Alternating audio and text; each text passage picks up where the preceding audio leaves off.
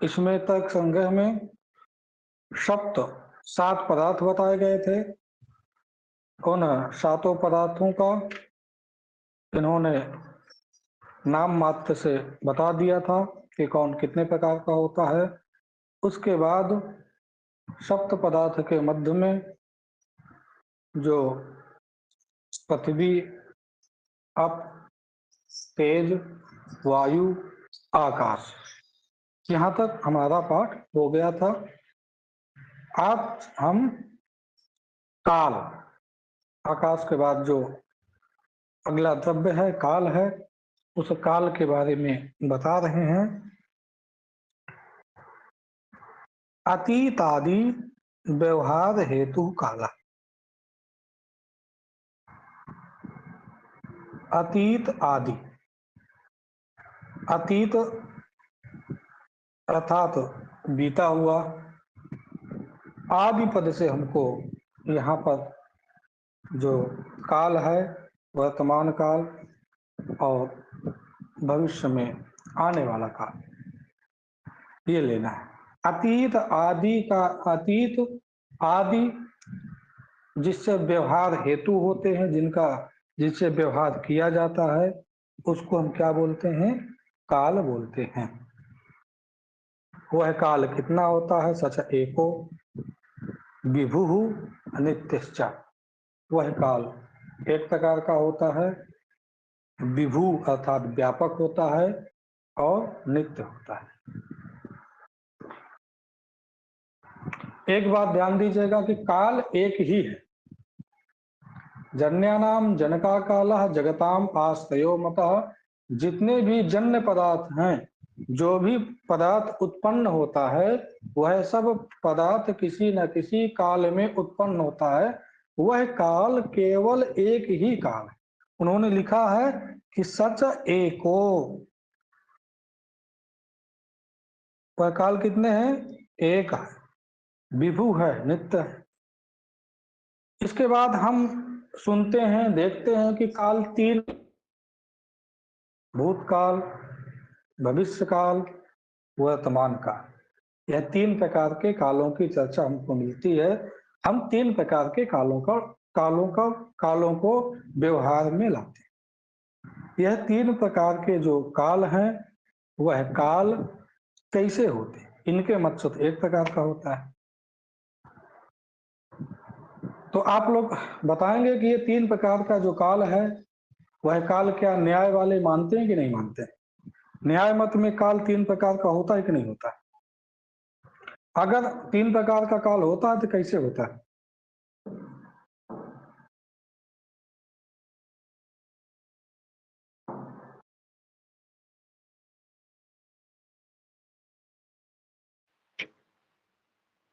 Sir आवाज आ रही मेरी?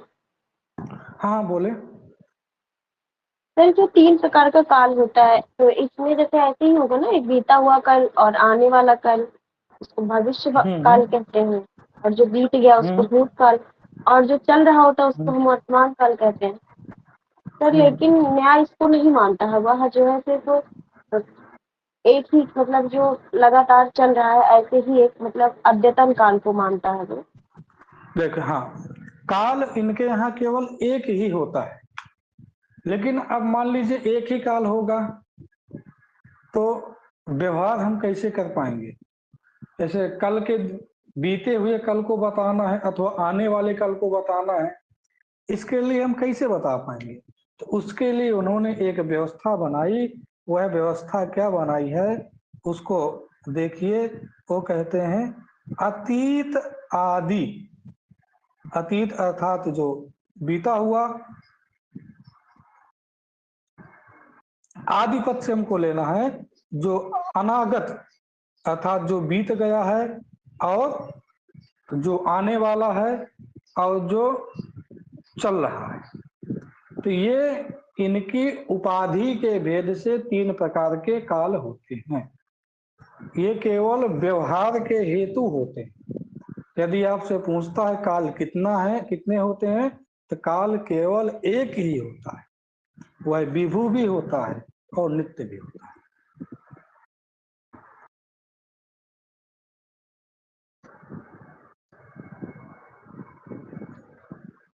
इसके बाद ये परीक्षा की दृष्टि से पाठ चल रहा है, इसलिए इसमें ज्यादा व्याख्या की आवश्यकता नहीं है, क्योंकि जो परीक्षा में प्रश्न पूछे जाएंगे वो केवल इतना ही पूछा जाता है कि अतीत आदि ये डैश डैश करके पूछ दे, अथवा न्याय के मत में काल कितने प्रकार का होता है, अथवा काल नित्य होता है कि नहीं होता है, काल व्यापक होता है कि नहीं होता है, ऐसे केवल प्रश्न पूछे जाए। इसके अलावा अन्य कोई क्वेश्चन इससे नहीं बनेगा। तो आपसे बताए थे कि जो द्रव्य हैं, 4 द्रव्य जो हैं, पृथ्वी जल तेज वायु, यह नित्य भी हैं अनित्य भी हैं।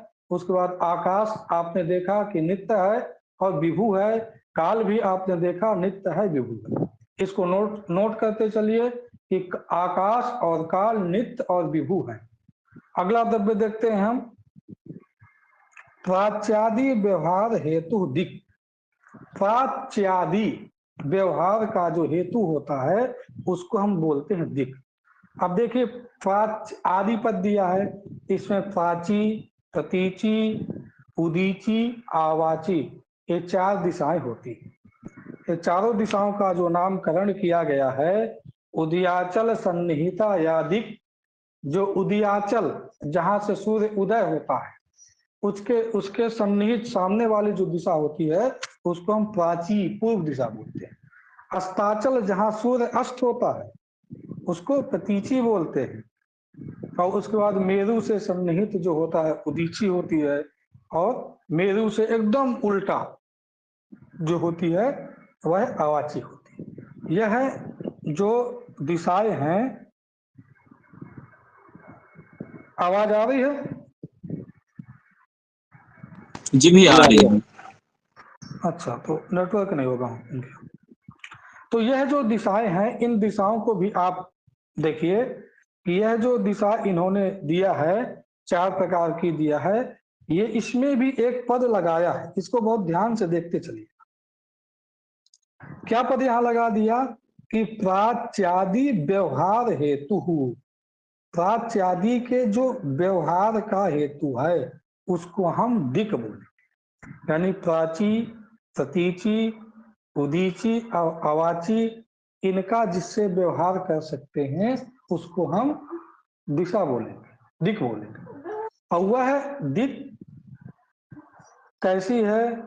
सचाई का दिशा भी एक ही है, दिशा के कोई भी भेद नहीं है, केवल व्यवहार के लिए हम लोगों ने उसके भेद कर दिए हैं कि इसको हम पूरब बोलेंगे, इसको पश्चिम बोलेंगे, इसको उत्तर बोलेंगे, इसको दक्षिण बोलेंगे, जिससे कि हम अपना व्यवहार कर सकें कि हमको पूरब दिशा की ओर जाना है, अथवा इलाहाबाद बनारस से पूरब दिशा में है।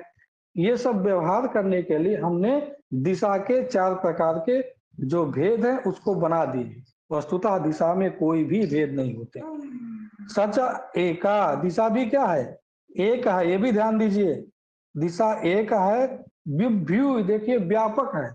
व्यापक मतलब कि ऐसी इस विश्व में, इस पृथ्वी में ऐसी कोई भी जगह नहीं है जहां आपको दिशा न मिले, जहां आपको काल न मिले, जहां आपको आकाश, सभी जगह है। इसलिए यह कोई, इनमें तीनों में क्रिया भी नहीं रहती, क्योंकि सभी जगह व्याप्त है, इसलिए क्रियाशील हो नहीं सकती। और नित्याचार, उसके बाद क्या है? नित्य भी। आकाश, काल और दिक्। आकाश भी नित्य है, काल भी नित्य है, दिक् भी नित्य है। आकाश विभु है, काल विभु है और दिक् भी विभु है।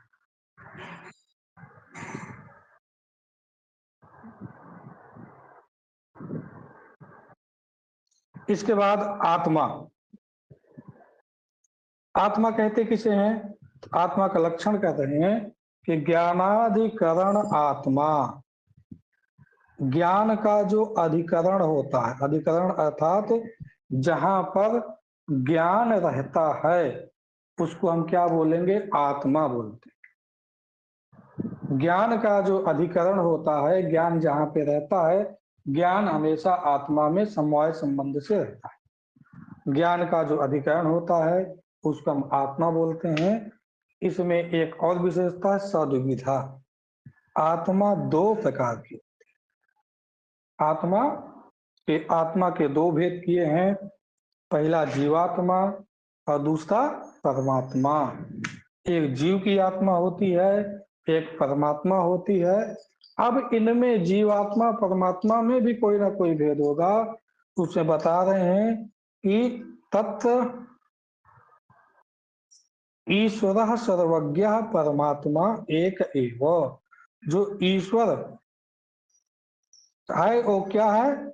सर्वज्ञ है। सर्वज्ञ मतलब सर्वम जानाति इति सर्वज्ञ।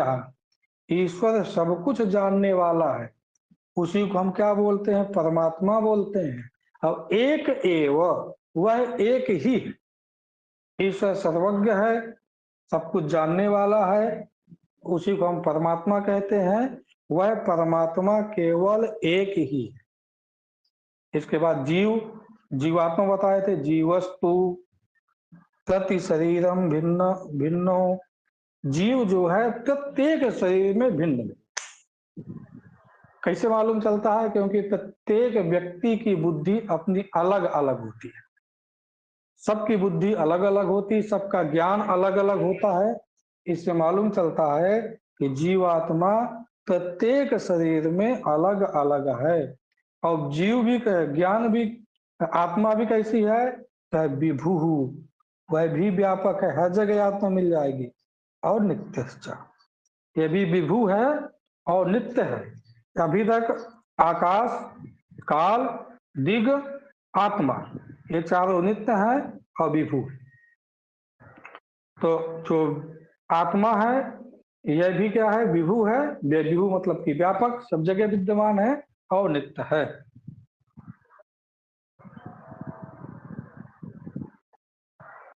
इसके बाद मन का लक्षण दे रहे हैं।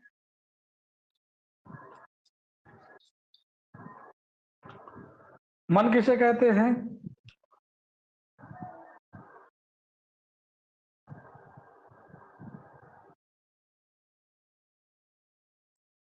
तो सुखादि उपलब्धि साधनम इंद्रियम मनः।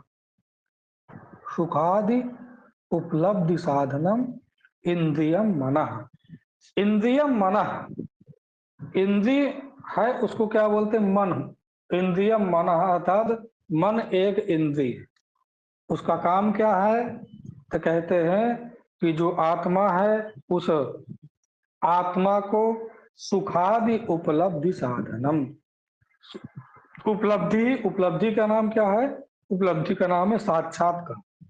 सुख आदि मतलब सुख दुख इत्यादि को जो साक्षात्कार करवाता है, ऐसा जो इंद्रिय वाला है उसको हम क्या बोलेंगे? उसको हम मन बोलते हैं। मन का लक्षण किए कि सुखादि उपलब्धि साधनम, सुख दुख इत्यादि को जो साक्षात्कार करवाता है, ऐसा जो इंद्रियत्व है। इंद्रिय पद से मन को भी कहा गया, मन भी एक इंद्रिय है।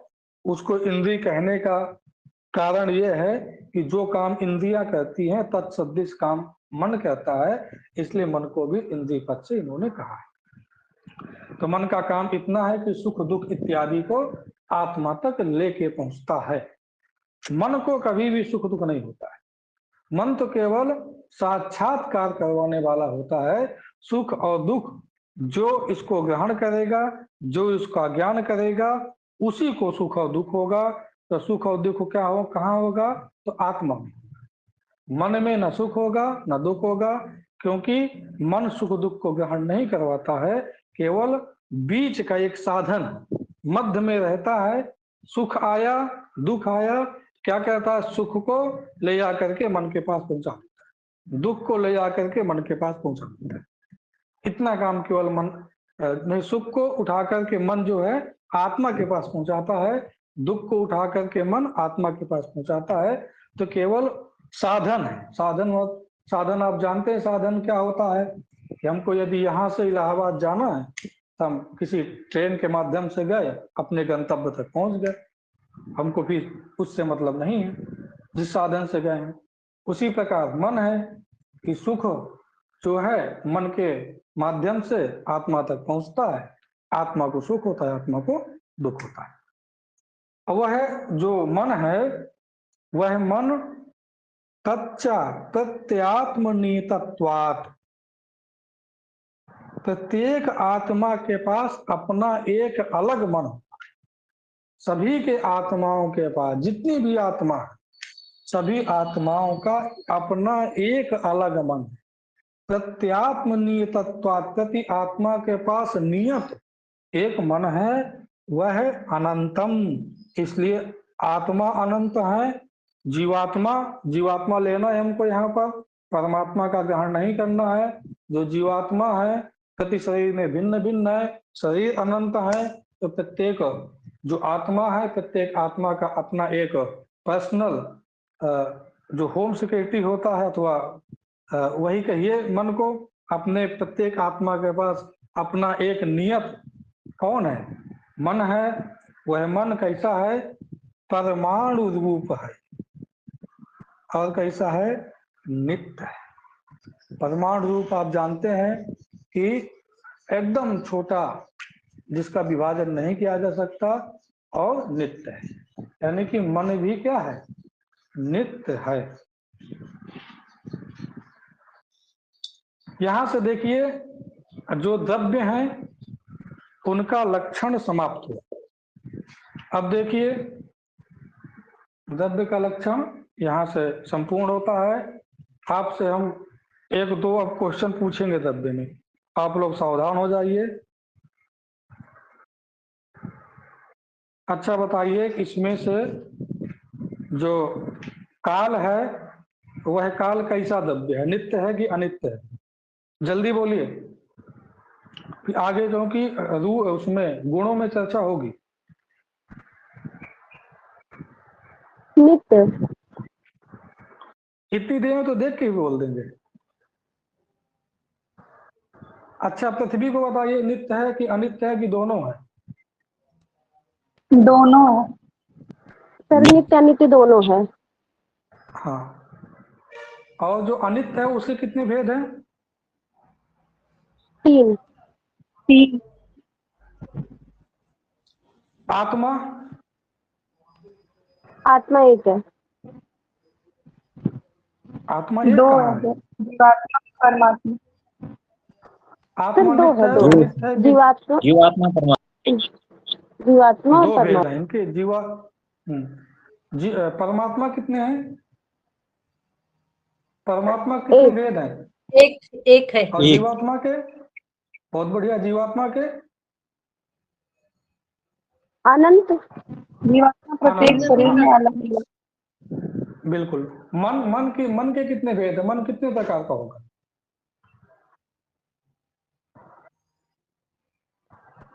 जल्दी बोलिए।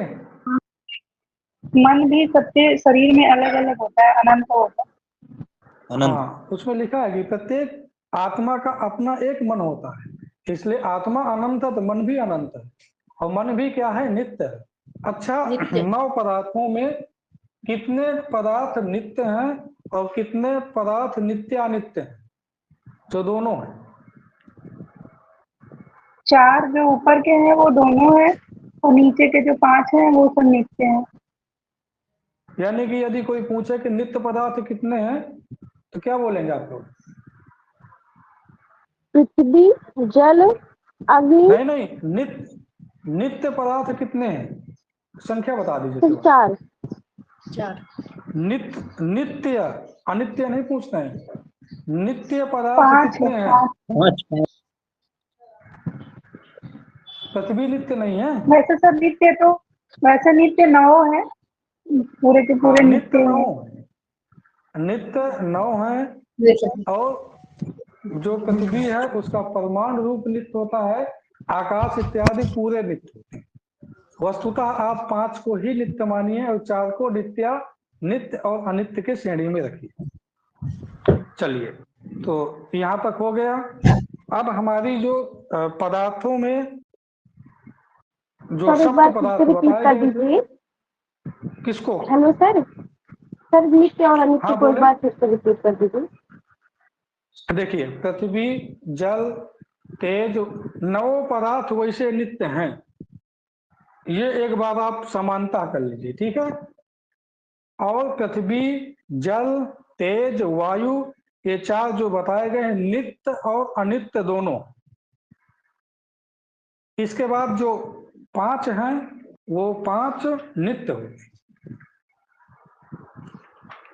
पांच कौन कौन से हैं, कौन बताएगा? आकाश, काल, दिक्, आत्मा, मन। आकाश, काल, बहुत दिक्, बढ़िया, आत्मा, मन। बस। तो आप लोगों को इतना बहुत बढ़िया समझ में आ गया। अब हम लोग आगे की ओर चलते हैं।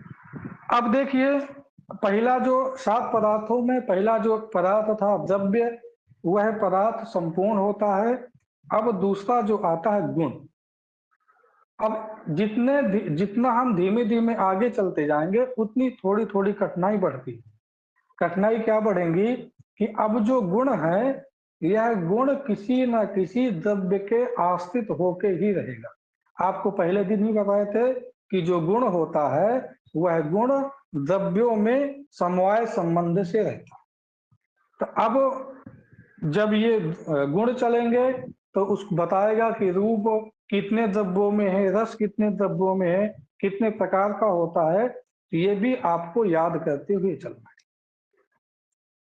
देखिए, गुण का पहला जो चतुर्विंश जो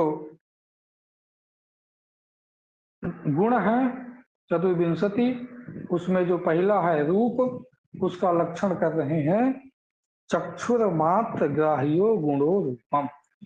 इसको ध्यान से देखिएगा, इसमें चक्षु मात्र ग्राह्य, यहाँ पे इन्होंने एक पद दिया है, मात्र पद दिया है। चक्षु मात्र ग्राह्य, जो चक्षु मात्र से जिसका ग्रहण होता है उसको हम क्या बोलते हैं? रूप बोलते हैं। यहाँ पर मात्र पद देने की क्या आवश्यकता थी? मात्र पद का अर्थ क्या होता है, हमको ये चीज जाननी पड़ेगी। देखिए, जब हम केवल मात्र पद, इसमें मात्र पद देते हैं तो मात्र पद का अर्थ होता है कि चक्षु इंद्रिय से जिसका ग्रहण हो और चक्षु से भिन्न इंद्रिय जो हैं उनसे ग्रहण ना, ऐसा जो गुण है उसको हम क्या बोलते हैं? रूप बोलते हैं। हम केवल यदि इतना ही मान लीजिए लक्षण बताते कि चक्षुर ग्राह्यो गुणो रूपम, तो क्या ये लक्षण में कोई दोष था? अतिव्याप्ति, अव्याप्ति, असंभव? बोलिए, आपको लग रहा है कि जी दोष सर, था कि नहीं? इसमें जो है, जी सर, इसमें दोष है, क्या क्योंकि बोलिए? फिर वो और में भी घटित होने लगता ना सर। सर जैसे कहाँ पे मात्र शब्द लग जाने से केवल नहीं, चक्ष में ही कहाँ घटित पे हो रहा है घटित कि होता जो है? रूप सर अन्य ये विषयों पूछ में भी रहे हैं। घटित। मात्र पद नहीं रखेंगे, चक्षु ग्राह्यो गुणो रूपम रखेंगे तो अन्य जगह कहाँ चला जाएगा? वो अति व्याप्ति होने लगता है सर, क्योंकि जो अन्य इंद्रिय हमारी त्वक है, जो ये सब में भी जो ग्रहण होता है, जैसे वायु का हम स्पर्श करते हैं, कान से सुनते हैं, इन नहीं सब तो में भी वो घटित होने लगता है अन्य। नहीं, आप इसमें हम लक्षण बनाए। देखिए, ध्यान से सुनिए। चक्षु से जिसका हम ग्रहण करते हैं उसको रूप बोलते हैं। अब हम देखिए, अन्यथा आपको घटा दे रहे हैं। देखिए कहाँ कहाँ ये लक्षण नहीं है। गंध में ये लक्षण नहीं जाएगा, क्योंकि गंध का ग्रहण आप आंखों से देख के नहीं बता सकते कि इसमें सुगंध है कि दुर्गंध है। तेज में लक्षण नहीं जाएगा, क्योंकि आंख से देख के आप नहीं बता सकते कि ये ठंडा है कि गर्म है, क्योंकि जो कुछ पदार्थ होते हैं कि उसमें गर्म करने के बाद यदि हम थोड़ी देर रख दे, वस्तुतः उसमें अग्नि होती है, जब स्पर्श करते हैं तब हमको पता चलता है। इसके बाद रस में नहीं बता सकते कि यह देख करके कि खट्टा है कि मीठा है, ठीक है। तो यह अन्न कहाँ किस जगह जाता, हम ये पूछ रहे हैं। सर कहीं नहीं जा रहा है। भैया ये संख्या में जाएगा। हाँ देखिए, यदि हम मात्र पद नहीं रखेंगे तो संख्या जो गुण है वहां भी इसका लक्षण चला जाए, क्योंकि संख्या को हम चक्षु इंद्रिय से देख के बता सकते हैं कि 20 है कि 30 है कि 10 है। तो चक्षु, यदि हम केवल इतना ही लक्षण कहते कि चक्षु ग्राह्यो गुणो रूपम, तो संख्या में भी इसकी क्या हो जाएगी, अतिव्याप्ति हो जाएगी। अतिव्याप्ति क्यों, यहाँ तो रहेगा ही, लक्ष्य से अतिरिक्त जो संख्या है वहां भी लक्षण चला जाएगा, तो अतिव्याप्ति रूप दोष हो जाएगा। इसीलिए मात्र पद तो संख्या में जा रहा था, तो संख्या में लक्षण ना जाए उसके लिए मात्र पद रख दिया। अब हमारा लक्षण बन गया चक्षुर मात्र ग्राह्यो गुणो रूपम। अब हमको पुनः परीक्षा करना है कि यह लक्षण रूप में ही जाना चाहिए और जो संख्या इत्यादि है वहां पे नहीं जाना चाहिए। चक्षुर मात्र, जो चक्षु इंद्रिय मात्र से ग्रहण, मात्र पद से यह होता है कि उसी इंद्रिय से ग्रहण हो, उससे भिन्न इंद्रिय से वह ग्रहण ना हो, उसी को, ऐसा जो गुण है उसी को हम रूप बोले। अब देखिए संख्या में हम घटाते हैं, संख्या चक्षु इंद्रिय से ग्रहण होती है, लेकिन चक्षुर मात्र से ग्रहण नहीं। क्यों? क्योंकि जो संख्या है वह द्वि इंद्रिय ग्राह्य गुण है, द्वि इंद्रिय से उसका ग्रहण होता है। चक्षु इंद्रिय से भी होता है और त्वक इंद्रिय से भी होता है, छू के भी पता लगाते हैं कि संख्या कितनी संख्या है। तो यहाँ पे मात्र पद लगा देने से जो संख्या है वह चक्षु मात्र से ग्रहण नहीं हुई, चक्षु से भिन्न जो इंद्रिय त्वक इंद्रिय उससे भी उसका ग्रहण हो गया। इसलिए यह जो लक्षण हमने किया, यह लक्षण संख्या में मात्र पद लगा देने से नहीं जाएगा। समझ में आया कि नहीं?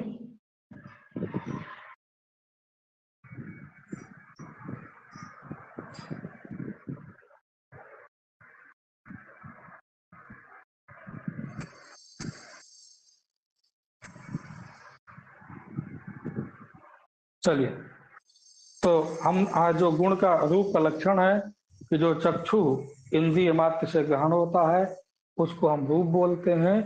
तच्चा, वह जो रूप होता है वह शुक्ल, नील, पीत, रक्त, हरित, कपिश, चित्त भेदात सप्तविधम। यदि परीक्षा में आपसे पूछता है कि मात्र पद क्यों रखा गया, तो मात्र पद संख्या इत्यादि में अतिव्याप्ति दोष ना हो उसके लिए मात्र पद रखा। ये बात आप ध्यान रखिएगा। वह जो रूप होता है वह रूप 7 प्रकार का होता है। शुक्ल होता है, नील होता है, पीत होता है, रक्त होता है, हरित होता है, कपिश होता है, चित्त होता है। इस भेद से 7 प्रकार। शुक्ल, शुक्ल मतलब श्वेत। नील, नील जो नीला अथवा काला भी कह सकते हैं। पीत, पीला। रक्त, लाल। हरित, हरा। कपिश, कपिश जो वृक्षों में जो कलर होता है उसको कपिश बोलते हैं। चित्त, चित्त मतलब कि जब 2-3 रंगों को मिला देने के बाद एक नया रंग उत्पन्न होता है उसको भी चित्त बोलते हैं। और चित्त कबरा, जिसमें बहुत सारे रंग मिले होते हैं, उसको भी क्या बोलते हैं हम? चित्त रंग बोलते हैं, चित्त कबरा बोलते हैं। 7 प्रकार का होता है। अब ये बात भी आपको बहुत ध्यान दे के चलना है कि रूप कौन कौन से द्रव्यों में रहता है, क्योंकि जो गुण होगा किसी न किसी द्रव्य के आश्रित होके ही रहेगा। तो ये जो गुण है यह पृथ्वी में है, जल में है और तेज में, 3 में ही है। रूप केवल 3 में होता है, पृथ्वी में होता है, जल में होता है, तेज में होता है। उसके बाद जो 6 होते हैं, वायु, काश, काल, दिग, आत्मा, मन, इनमें किसी में भी रूप नहीं होता है। उसके बाद बता रहे हैं कि तत्व पृथिव्याम सप्तविधम, जो पृथ्वी होती है उस पृथ्वी में 7 प्रकार का जो रूप है मिल जाएगा। शुक्ल, नील, पीत, रक्त, हरित, कपिश, चित्त, ये 7 प्रकार का रूप आपको पृथ्वी में मिलेगा। जल में क्या मिलता है? तो जल में बता रहे हैं कि आभास्वर शुक्ल कहाँ पे है? जल में। बिना चमक वाला सफेद जल में है और भास्कर शुक्ल किसमें है? तेज में है। जल में केवल एक ही रूप है, तेज में केवल एक ही रूप है, और भास्वर शुक्ल जो है जल में है, भास्वर शुक्ल तेज में। एक बार इसको पुनः शीघ्रता से देख लेते हैं। चक्षुर मात्र ग्राह्यो गुणो रूपम, जो चक्षु इंद्रिय मात्र से ग्रहण होता है, ऐसा जो गुण है उसको रूप बोलते हैं। वह रूप है, वह 7 प्रकार का होता है, और वह 3 द्रव्यों में पाया जाता है, पृथ्वी में, जल में, तेज में। पृथ्वी में 7 प्रकार का रूप होता है, और अभास्वर शुक्ल जल में होता है, और भास्वर शुक्ल तेज में होता है।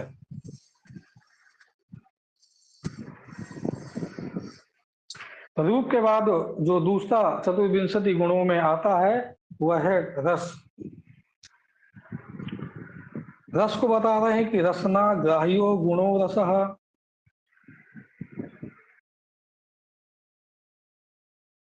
इसमें देखिए मात्र पद नहीं दिया गया है। तो रसना ग्राह्यो, जो रसना इंद्रिय से जिसका ग्रहण होता है, ऐसा जो गुण है उसको हम क्या बोलते हैं? रस बोलते हैं। तो क्या ये लक्षण सही है कि नहीं है? क्या इसमें कोई दोष हो सकता है कि नहीं हो सकता? बोलिए।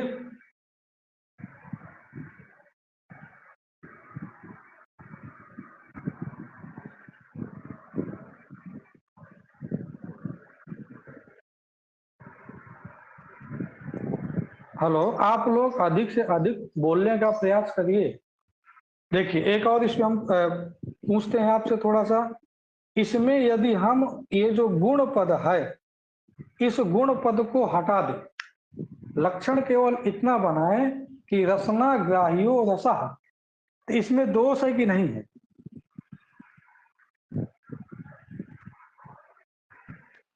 जी सर।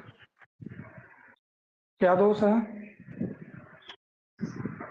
सर यही मत पूछिए, यही आता हो तो तुरंत बता देते। चलिए देखिए, एक बात आप न्याय में दिमाग में रख लीजिए, चाहे उसको लिख करके याद कर लीजिए कि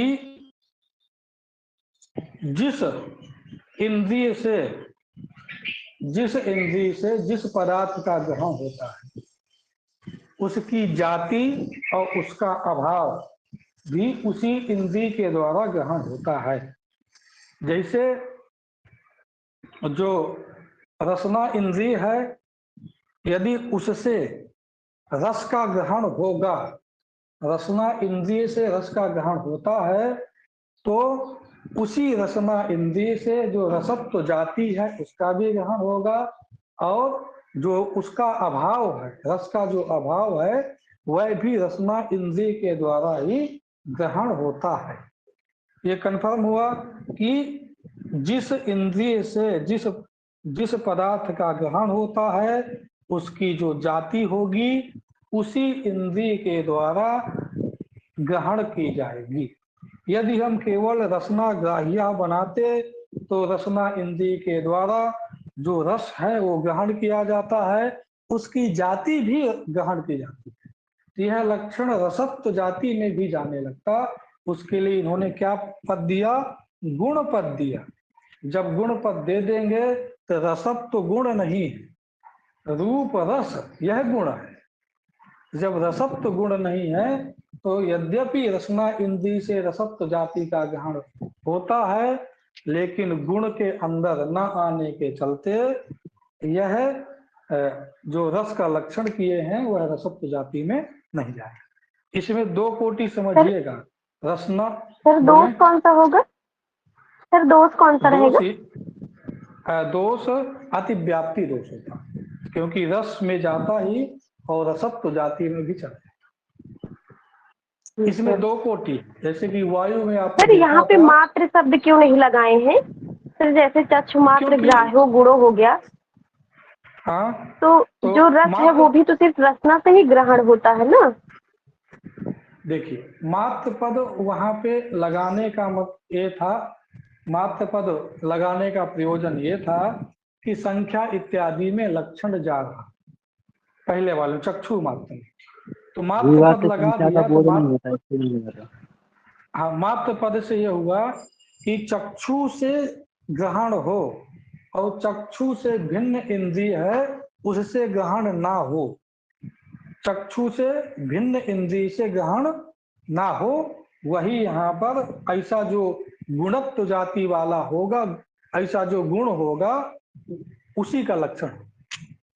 संख्या जो है चक्षु इंद्रिय से ग्रहण होती है, और चक्षु से जो भिन्न इंद्रिय है स्पर्श इंद्रिय, उसके द्वारा भी उसका ग्रहण हो जाता है, तो चक्षु मात्र नहीं जाएगा। और रूप में क्या होता है कि चक्षु इंद्रिय के द्वारा ग्रहण होता है, चक्षु से भिन्न इंद्रिय के द्वारा रूप का ग्रहण नहीं होता है।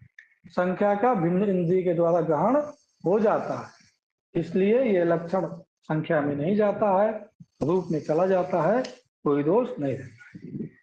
यहाँ पे देखिए गुण लगा देने से यहाँ पे दो विशिष्ट वाला लक्षण है। ऐसे आपने वायु में देखा था कि रूप रहितत्वे सति स्पर्शवत्वं वायु लक्षणम, उसी प्रकार यहाँ भी रसनाग्राह्यत्वे सति गुणत्वम रसस्य लक्षणम, रसना इंद्रिय से ग्रहण हो और क्या हो, गुणत्व, मतलब वह गुण भी होना चाहिए। रसना इंद्रिय से ग्रहण हो, गुण भी हो, तभी वह रस का लक्षण, मतलब ये रस कहलाता है। रसत्व जाति में नहीं जाएगा, क्योंकि रसना इंद्रिय से यद्यपि रसत्व जाति का ग्रहण हो जाएगा, क्योंकि जिसका ग्रहण जिस इंद्रिय से होता है उसके जाति का भी उसी इंद्रिय से ग्रहण हो जाता है, लेकिन रसत्व गुण नहीं, जो दूसरा भाग है गुणत्व गुण, यह वहां पर नहीं जाएगा। इसलिए यह गुण पद दिया कि जाति में लक्षण ना चला जाए। हर जगह अब आपको आगे गुण पद देखिए, यहाँ भी गुण दिया, ये यहाँ भी वही समझिएगा कि जो गंधत्व जाति है वहां भी लक्षण ना चला जाए। रसत्व जाति में दोष हटाने के लिए सब जगह गुण गुण दे दिया कि जो गुण होंगे उसी में जाए। हेलो जी सर। समझ में आ रहा है कि नहीं? जी सर। समझ में आ रहा है कि नहीं? अगर कोई दिक्कत हो तो बता दीजिए अभी, क्योंकि ये धीमे धीमे जो पाठ होगा, जब पाठ चालू होता है उस समय इसमें कुछ ज्यादा दिक्कत नहीं होती, बहुत आसान होता है, लेकिन जैसे जैसे धीमे धीमे ये पाठ आगे बढ़ता जाएगा, धीमे धीमे इसमें कठिनाई उतनी ही ज्यादा बढ़ती चली जाए। तो आप लोगों को यदि समझ में ना आए जहां पर भी, वहां पे आप निश्चिंत होकर बोलिए, प्रयास किया जाएगा कि इससे भी आसान तरीका अपना करके समझाने का, और नहीं तो पता ही नहीं चलेगा कि समझ में आ रहा है कि नहीं आ रहा। हमको लगेगा कि समझे में आ रहा है सबको, तो आगे चलते जाएंगे।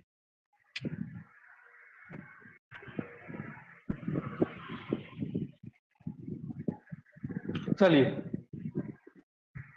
तो यह रस का लक्षण है, रसनाग्राह्यो गुणों रसः, रसनेन्द्रिय के द्वारा जिसका ग्रहण होता है उसको क्या बोलते हैं हम? रस बोलते हैं। वह कितने प्रकार का होता है? तो षड्विधा, वह 6 प्रकार का होता है। कौन कौन?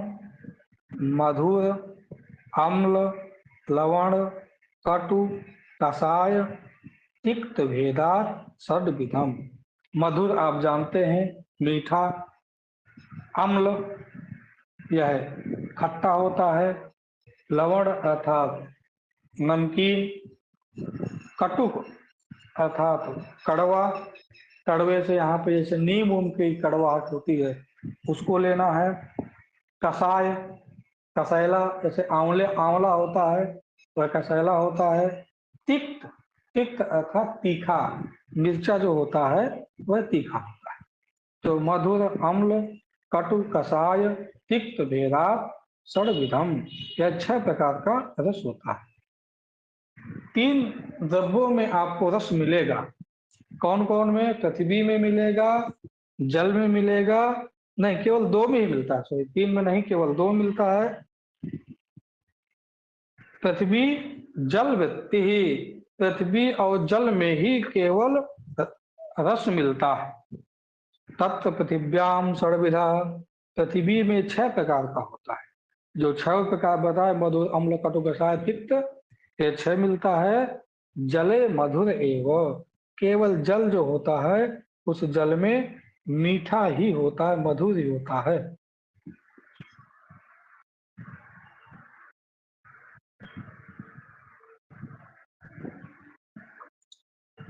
आज यहीं तक रखते हैं। यहाँ तक में यदि किसी को समझ में ना आया हो तो पूछ सकता है।